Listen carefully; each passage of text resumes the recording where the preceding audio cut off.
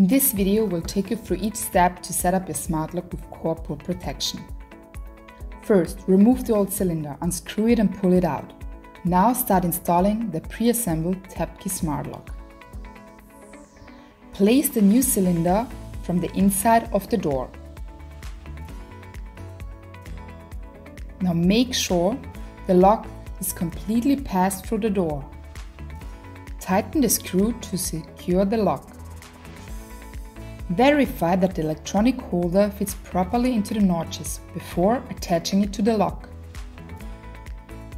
Gently slide the electronic holder onto the cylinder. Now use the fixing bracket to secure the holder in place.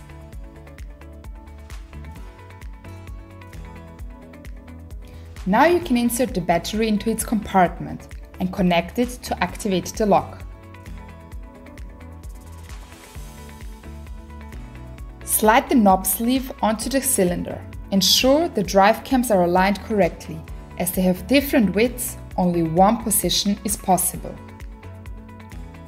Use the knob tool to close the bayonet lock securely.